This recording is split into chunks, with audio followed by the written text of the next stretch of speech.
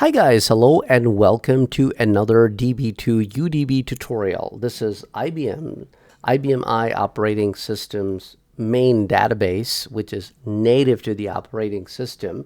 So the solution that I'm about to share with you regarding the problem is being designed for DB2 UDB. So as you can see in the output that I have for my query over here, that I can see the order numbers, the customer numbers, the order date, and the ship date. So I want to be able to see the number of days between the order date and the ship date. That's what basically I want to see. How many days are there between the order date and the ship date? To make this happen, I will share with you two possible solutions in DB2. One solution for this problem would be that I select the order number, the customer number, the order date, and the ship date, where I call the days, which is a built-in function, and I provide it with a ship date.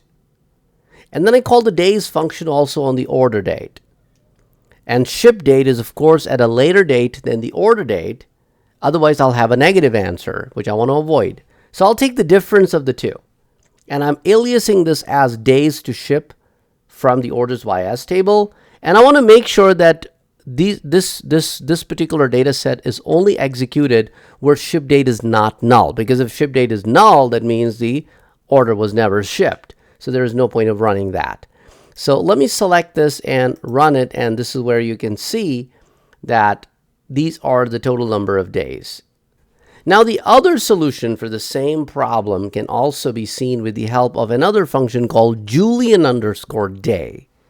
And the rest of the stuff is exactly the same. So what I did in this query, I put together both functions. So I have a line with Julian day, which says days to ship, another line with days function, and I will select the query. The rest of the query is very similar.